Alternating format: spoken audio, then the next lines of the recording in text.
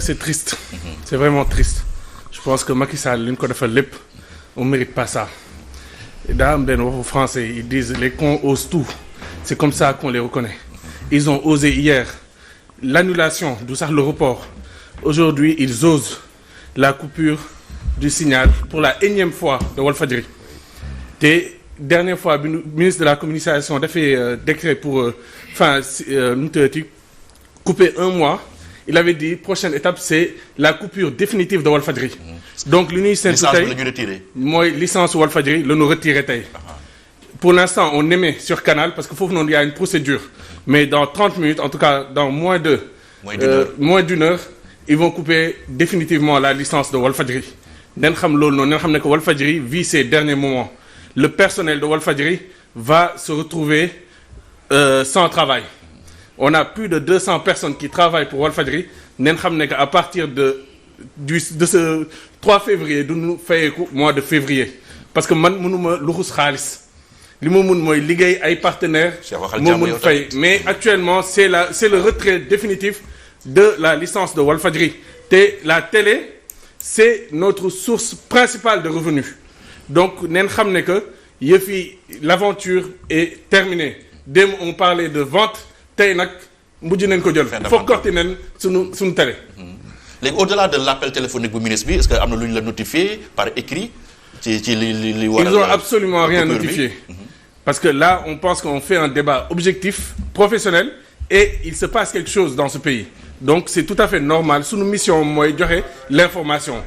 Maître Moussa Bocar Thiam est un avocat par définition il doit défendre la veuve et l'orphelin il doit défendre des causes il doit pas ñëw s'ériger en gendarme ou ñëw di couper man de personnellement en tant qu'avocat ku ma ne woon couper te tere ak lu mu doon je le ferai pas. du sax ay prérogatives du sax ay prérogatives exactement et on est en procédure xam nga on a gagné son premier combat en justice maintenant on attend ce procès-là du mois de juin qu'on nous a coupé pendant un mois maintenant nag ce qu'il faut savoir c'est que c'est par téléphone qu'on m'a appelé c'est même pas le ministre c'est Ben si chargé de communication moo ma woo ne ma à tout moment on va vous couper. On n'a rien reçu parce que encore une fois une mise en demeure c'est une mise en demeure écrite qu'on demande donc on a ni reçu de mise en demeure écrite on n'a rien reçu et c'est pas au ministère de la communication de couper le signal de Walfadjri.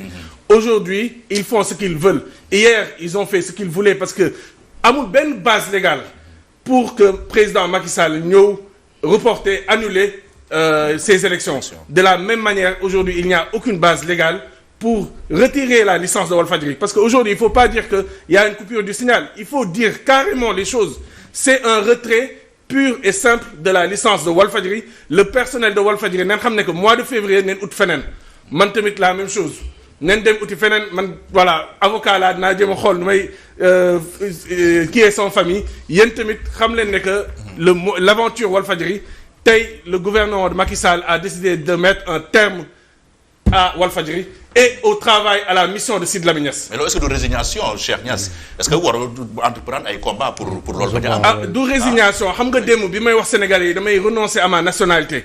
C'était benn électrochoc xam nga Tunisie li jur printemps arabe bi yëpp c'était benn un jeune étudiant Bouazizi qui s'est immolé. Oui. Acte fort boobu noonu tey moo jur tout le monde arabe daal di révolutionner Ben Ali ñu daaneel ko ñoom ñëpp. Donc de la même manière on voulait un acte fort ne leen man de Sénégalais yi daal suñu seetaanee lii wax dëgg yàlla man je me reconnais plus à cette communauté mais bien sûr waxuma ko de gaieté de cœur parce que j'aime le Sénégal j'ai tout laissé pour le Sénégal waxuma tey dama bëgg jaay kër gi pour voilà de gaieté de cœur la même chose c'était un électrochoc parce que on savait que ils vont aller jusqu'au bout tey le président Macky Sall daf na tey un acte très fort mooy couper définitivement le signal de Walfadjri.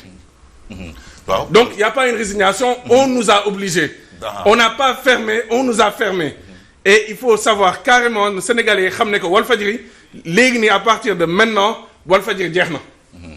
waaw réaction si Cheikh a un peu douché nos ardeurs oui Papa Assane. Je lui dis objectivement